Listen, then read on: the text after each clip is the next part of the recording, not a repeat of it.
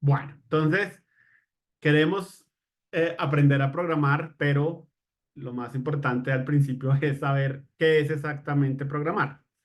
Entonces, realmente, programar, yo lo definiría como es la habilidad de darle instrucciones a un computador para que las ejecute por nosotros. Y eso tal vez suena poco interesante, pero lo que hay que acordarnos es que los computadores eléctricos básicamente pueden hacer las operaciones a una velocidad cercana a la velocidad de la luz. De hecho, es como cada operación individual la hacen a la velocidad de la luz y pues obviamente acumulan, pues para hacer una cosa compleja pues hay que hacer varios pasos, pero básicamente eh, pues pueden hacer los cálculos, pueden hacer las operaciones muy rápidamente, mucho más de lo que lo haría un ser humano. Y está también la cosa de una vez que le definimos a un computador cómo queremos que haga algo, el computador lo va a hacer consistentemente siempre de la misma manera. ¿Sí? Em, pues porque obviamente las instrucciones quedan grabadas y él literalmente sigue las instrucciones tal cual se las hayamos dado. Entonces, así empezaron los computadores. De hecho, los computadores surgieron en una época en donde a los humanos querían hacer cómputos matemáticos muy rápidos. Y lo que ha pasado un poco es que en la medida en que el computador se ha vuelto un elemento más personal y más de primera necesidad, pues la gente se ha inventado cosas que yo le puedo agregar a un computador para que esas instrucciones que yo le puedo dar pues sean más interesantes. Entonces, alguien dijo, pongámosle una pantalla y alguien dijo, pongámosle colores a la pantalla. Y hoy en día una cosa que puedo decirle al computador es que reproduzca una película en esa pantalla. ¿Sí? Entonces, y obviamente alguien se inventó esta historia de los módems y de los cables y ahora hoy en día pues un computador se puede conectar a internet o se puede conectar a otros computador y pues efectivamente hay muchas cosas que uno puede hacer solamente dándole instrucciones a un computador. Ahora, hay una cosa que seguramente pudieron haber escuchado antes y que en algún momento va a ser importante cuando estén aprendiendo a programar, y es que los computadores solo entienden ceros y unos. Y cuando yo escuché eso la primera vez, eso sonaba un poco como arbitrario y como medio raro, ¿no? Porque no es muy claro exactamente por qué ceros y unos, y sí, es como algo como muy específico.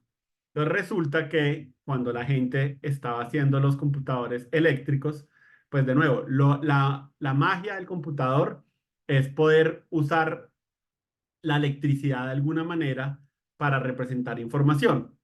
Pero resulta que solo hay una representación de corrientes eléctricas que sea suficientemente confiable, que se ha encontrado.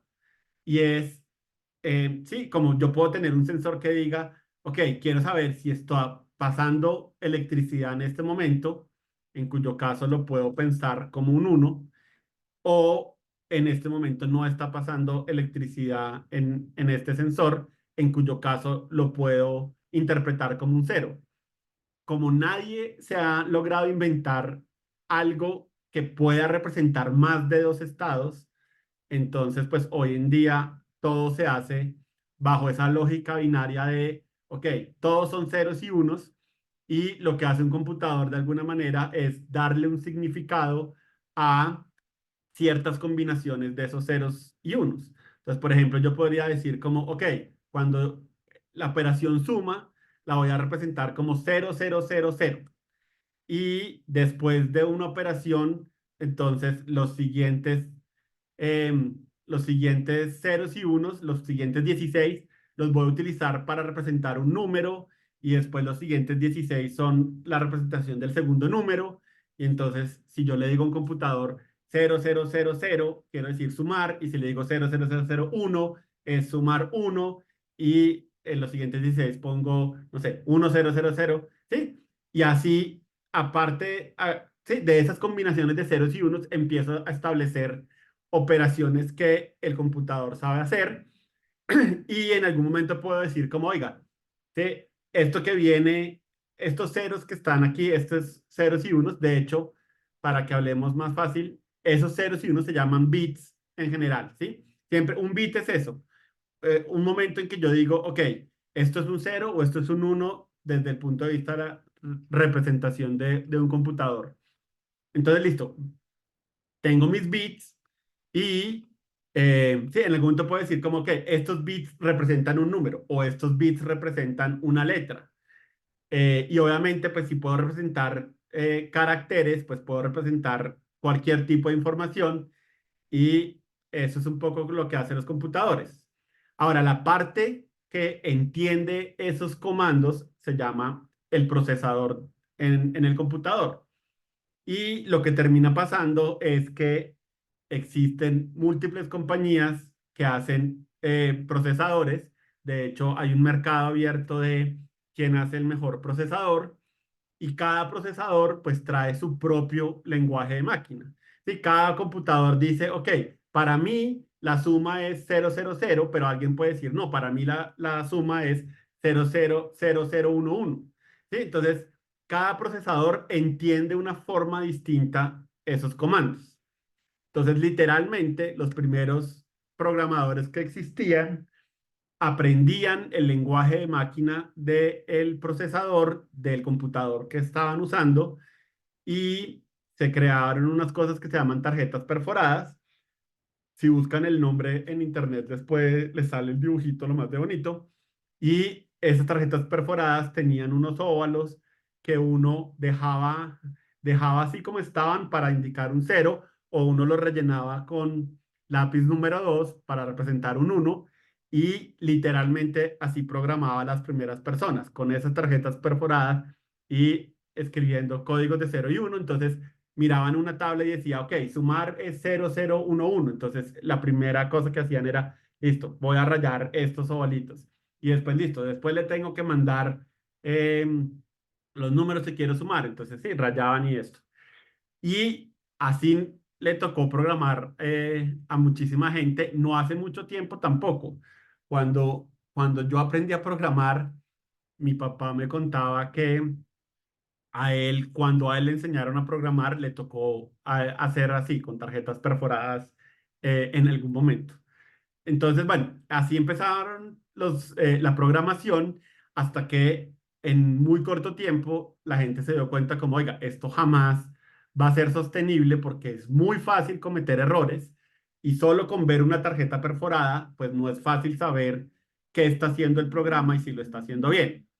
Entonces, hubo varias iteraciones, pero a la que nos interesa llegar es el momento en que alguien dice, ¿sabe qué? Voy a inventarme un lenguaje de programación y ese lenguaje de programación lo que va a hacer es tener un lenguaje intermedio que no sea tan ceros y unos, ¿sí? Como algo como muy enfocado a que una máquina lo entienda, pero tampoco va a ser un idioma como el inglés, sino algo que sea intermedio en que hay ciertas palabras que me ayudan a que un ser humano lo entienda, pero también hay cosas que puedo representar con símbolos, eh, de modo pues que el computador también me ayude a hacer con todo el código que estoy tratando de hacer.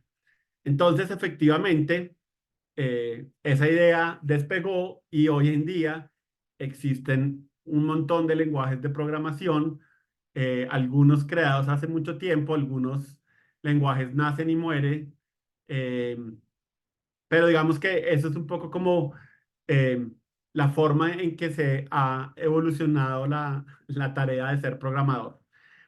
En este momento, si ustedes me preguntan, 2024, yo creo que hemos llegado a un punto en donde no va a volver a nacer un nuevo lenguaje de programación que pueda ser importante dentro de la industria. Y obviamente lo digo sin tener una bola de cristal. Puede ser que prueben, la historia pruebe que estoy equivocado, pero yo creo que hemos llegado a un momento en que la gente se ha dado cuenta que invertimos tanto tiempo en los lenguajes que ya existen, invertimos tanto en herramientas, invertimos tanto en educación que simplemente botar todo eso y arrancar un lenguaje nuevo, pues es demasiado costoso. Ahora, no significa que una empresa en algún momento diga, no diga como, oiga, quiero crear un lenguaje específicamente para esta necesidad que tengo, pero como les digo, que ese lenguaje llegue a ser importante en la industria, lo veo bastante complicado. Entonces, yo creo que este es uno de esos momentos chéveres de la historia de la industria de la programación para aprender a programar, porque es probable que el lenguaje que aprendan hoy en día va a seguir existiendo por 50 años, seguramente, que eso en una época no era tan fácil de afirmar. Ahora, la idea obviamente no es que aprendan un lenguaje de programación, la idea es que aprendan a programar y para aprender a programar necesitan aprender un lenguaje, pero todos los conceptos son universales y la idea es que después, si necesitan aprender otro lenguaje de programación, pues simplemente sea cosa de revisar un poco de cuáles son esas sintaxis diferentes y tal vez algunos de los conceptos, pero en general, pues sí, lo puedan agarrar muy fácil. Sí, por eso es que este bootcamp no dice que voy a enseñar Java, sino dice que va a enseñar programación, porque no me interesa profundizar especialmente en Java y en la sintaxis de Java. Lo que me interesa realmente es profundizar en esos conceptos que son universales a todos los lenguajes. Pero bueno, me fui un poco por una tangente. Entonces, listo. Yo tengo un lenguaje de programación, pero el lenguaje de programación no es lenguaje de máquina. Entonces, falta una parte del proceso, obviamente, para que lo que yo escriba en mi lenguaje de programación se vuelva algo que un computador pueda ejecutar. Y ahí es donde viene una palabra mágica para nosotros que se llama el compilador. Entonces, el compilador literalmente es un programa que yo ejecuto que toma lo que yo haya escrito en mi lenguaje de programación y lo convierte en algo que una máquina puede entender, ¿sí? Eventualmente se convierte en lenguaje de máquina. A veces hay lenguajes que tienen como procesos intermedios, pero por simplificarlo, pensémoslo de esa manera, como el usuario escribe en su lenguaje favorito, ejecuta el compilador y el compilador lo transforma eventualmente en lenguaje de máquina y ahora que ya es lenguaje máquina, pues yo ya lo puedo ejecutar y el computador hará lo que yo escribí en mi lenguaje de máquina. Pero esta es la vaina. A todas las luces, ese compilador es un extraterrestre que no habla nuestro idioma. ¿Sí? Entonces, tengo que aprender a cómo decirle las cosas a ese extraterrestre de modo que no haya duda de qué es lo que yo quiero hacer. Y esa es una parte que es complicada porque los seres humanos somos ambiguos en la forma en que hablamos. ¿Sí? Los lenguajes, los idiomas que usamos en nuestro día a día digamos, tienen ciertas estructuras, pero digamos que sí, la literatura y la poesía se basan precisamente en que yo puedo decir cosas de mil maneras y insinuar cosas y sí, y obviamente si alguien se conoce nuestro idioma perfectamente, pues yo puedo insinuar cosas y él las puede entender, pero un compilador no es eso, ¿sí? A todas las definiciones, es claro que un compilador es bruto, ¿sí? Yo puedo decirle oiga, yo quiero que coja por aquí y si el compilador no entiende claramente qué es por aquí, él me va a decir, no tengo ni idea. Y yo puedo decir como, ay, pero es que era obvio que yo quería decir que por aquí significaba la derecha, pero sí, el compilador es súper estricto en lo que es válido y lo que no es válido. ¿Sí? Entonces, la parte más importante de programar es poder coger lo que yo quiero hacer y poderlo expresar de una manera muy sencilla dentro de la sintaxis del lenguaje de programación que estoy utilizando, pues para que el compilador diga como, ah, ok, listo, esto es lo que quiere hacer Carlos, esto es lo que voy a traducir de alguna manera. ¿Mm? Entonces, ese es un poco como lo que significa programar hoy en día. Y como les digo, van a escuchar un montón ahorita que el compilador y que los errores de compilación, y bueno, a eso es lo que se refiere el compilador. Es ese traductor que termina haciendo, y como les digo, asuman que es un extraterrestre que no conoce para nada nuestro idioma, y tengan siempre como en cuenta que no hay nada obvio para un compilador, de la misma manera que si yo hablo con un extraterrestre por primera vez, pues no hay nada obvio, porque entiendo que él no tiene por qué conocer mi idioma, no tiene por qué entender mi cultura, no tiene por qué entender de costumbres ni nada de ese estilo. Entonces, termina siendo a veces un poco frustrante, pero pues es algo que uno finalmente termina como acostumbrándose. Y la última parte que quería eh, hablarles ahorita era todo este boom de la inteligencia artificial. Siempre trae un montón de artículos en internet que dicen que se van a acabar los programadores. Entonces, podrían ustedes preguntarse que por qué sería buena idea estudiar programación en este momento, si de alguna manera lo que lo que dicen algunas personas es que los programadores se van a acabar, o que los programadores junior ya no van a ser necesarios, porque lo que hace un programador junior lo puede hacer una de estas inteligencias artificiales. Entonces, de nuevo, yo no tengo una bolita de cristal, tampoco puedo eh, asegurarles que lo que les voy o sea, mi opinión va a ser verdadera, pero les puedo contar que en la historia de la industria ha habido muchos momentos en que algo similar pasa. Obviamente no con inteligencia artificial, pero con otras herramientas o procesos, en donde alguien dice como, a partir de que esta herramienta existe, ya no vamos a necesitar más programadores. Y obviamente la culpa más fácil de echar es, ya no vamos a necesitar programadores junior, porque esta herramienta va a hacer todo lo que hace un programador junior. Y ninguna de esas tecnologías que supuestamente iban a acabar a los programadores los terminó acabando. Entonces, históricamente nunca ha funcionado que los programadores hayan dejado de ser importantes. Lo que sí va a pasar, y pasó con esas herramientas de alguna manera, es que cada vez se le va a pedir más a los programadores, porque ahora van a tener más herramientas para hacer las cosas. Entonces, hoy en día, digamos, en mi trabajo no es raro que en algún momento yo lance una de estas inteligencias artificiales y le haga una pregunta de algo que tengo en la cabeza.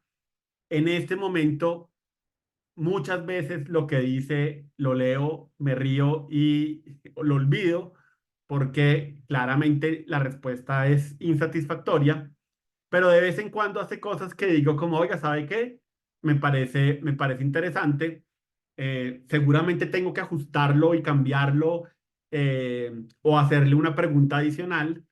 Y ahí es donde el factor humano, como les digo, siento que siempre va a ser importante. Alguien va a tener que saber qué preguntar, alguien va a tener que saber lo que me está votando, qué valor tiene y cómo lo puedo ajustar a lo que yo necesito. Y no tiene sentido pensar que van a quitar a los programadores con menos experiencia, porque precisamente pues, es una labor que una persona con poca experiencia puede hacer. Seguramente entre más experiencia, pues eh, como que lo voy a poder hacer tal vez más rápido, pero bueno, eso es exactamente lo que pasa hoy en día, ¿no? A veces los desarrolladores con menos experiencia toman más tiempo haciendo algo que alguien con más experiencia lo hace, pero la industria siempre ha necesitado tener programadores de diferentes niveles. Entonces, claro que hoy en día es una excelente idea aprender a programar, porque definitivamente no espero que los programadores dejen de ser importantes en los siguientes 50 años. Como les digo, lo que va a pasar seguramente es que cada vez va a ser más sofisticada la ayuda que nos pueden dar las inteligencias artificiales, y todo el mundo va a esperar que como programador pueda utilizar y saber cómo utilizar una inteligencia artificial a mi beneficio. Entonces, además de aprender a programar, seguramente tiene sentido que se familiaricen con algunas de estas inteligencias artificiales y aprendan un poco, sí, y cómo funcionan sí, entonces a las inteligencias artificiales a veces les puedo decir como, oye, quiero que me contestes como si fueras un experto en no sé qué. Y hay también como unos modificadores para decirle, deme una respuesta súper experimental o deme una respuesta como más probada. Todo eso se va a volver parte de programar en algún momento. Entonces, definitivamente, échenle un ojo a cómo funciona eso. No se casen con una inteligencia artificial porque lo que yo creo que va a terminar pasando es que cada producto va a tener como su propia inteligencia artificial, ¿sí? Entonces, mi sistema operativo va a tener una inteligencia artificial enfocada en resolver problemas del sistema operativo. Y Shell, por ejemplo, va a tener su propia inteligencia artificial enfocada a ayudarme en cosas de Java. Hoy en día, obviamente, las inteligencias artificiales pues saben de todo y ese también es un poco como una limitación que tienen. Entonces, entre, entre más pequeño sea como el conocimiento que tratemos de darle a la inteligencia artificial, seguramente nos va a poder dar respuestas más atinadas. Entonces, sí, no es como listo, vayan y cásense con la inteligencia artificial de moda, pero sí todas las inteligencias artificiales se parecen de alguna manera. Entonces, definitivamente, aprovechenlas aprendan a sacarle jugo sin sentir que eso de verdad en algún momento les va a quitar el trabajo o va a hacer que lo que ustedes aprendan sea obsoleto.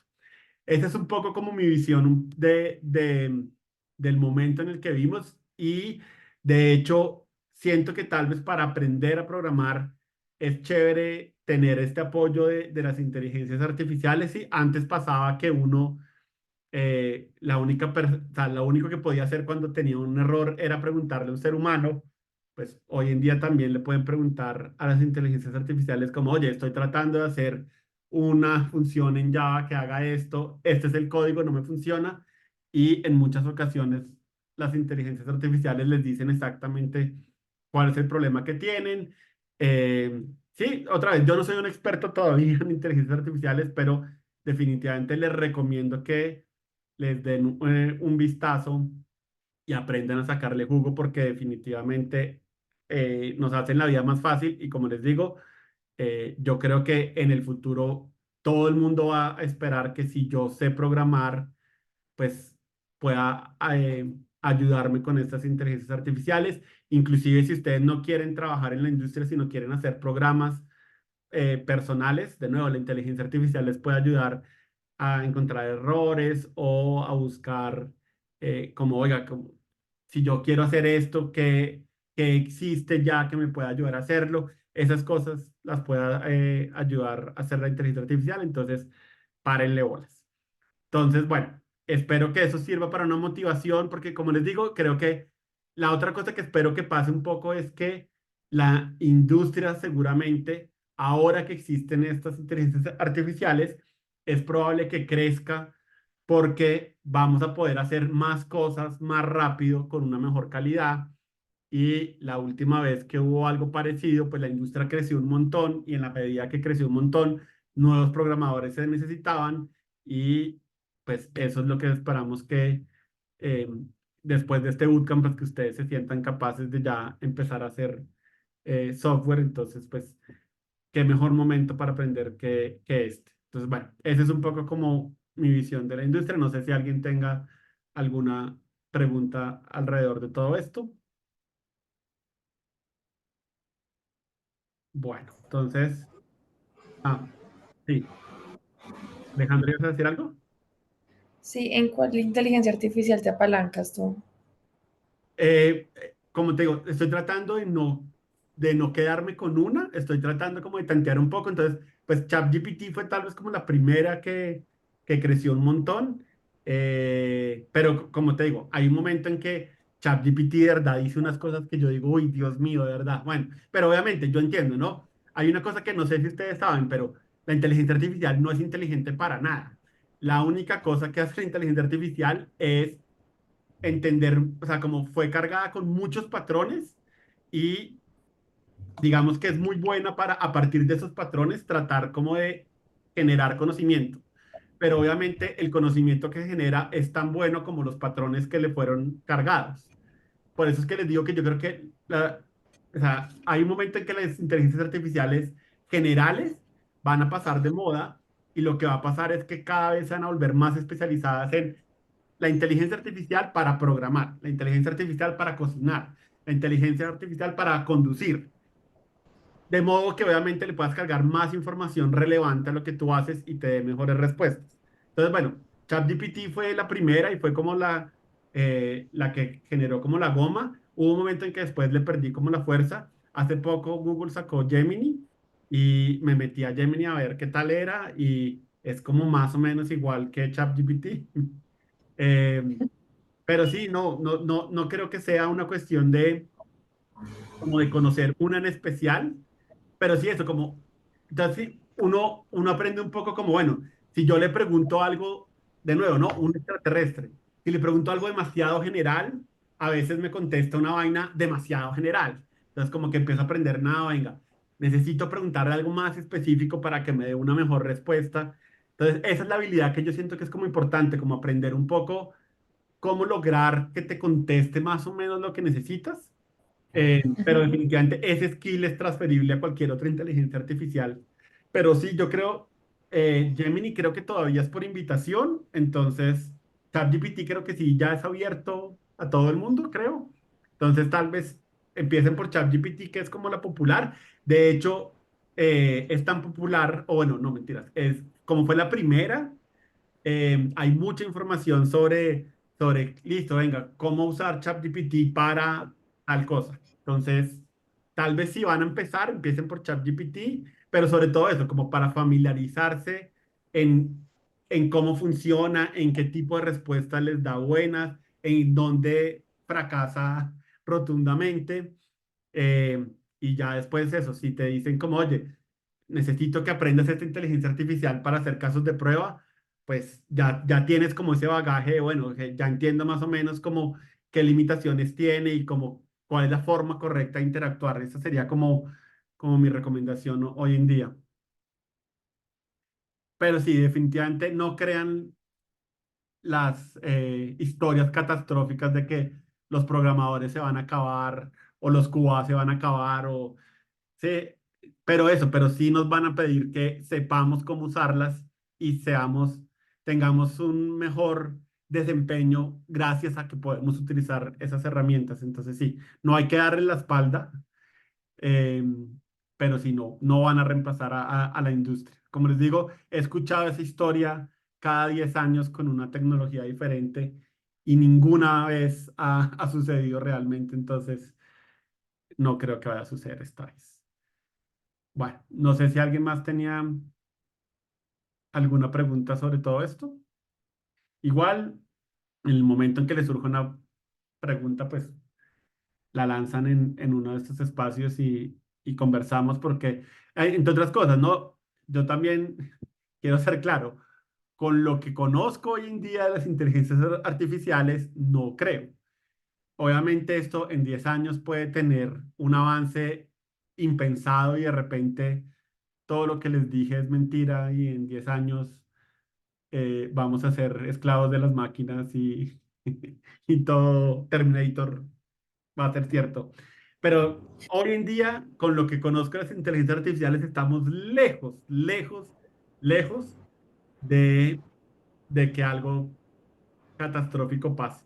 De hecho, no sé si a ustedes les ha pasado que a veces yo entro a YouTube y YouTube me pone un comercial en hindi y es como, pero ¿en qué parte de su inteligencia cree que, que yo puedo consumir un comercial en hindi? Y obviamente, pues esta es una inteligencia artificial que trata de vender, o sea, debe ser sofisticada y es como, no, si ellos creen de verdad que me interesa ver un comercial en hindi, que es un idioma que jamás he intentado hablar, de hecho. Eh, pues sí. estamos lejos de que algo catastrófico pase con las inteligencias artificiales. Pero bueno.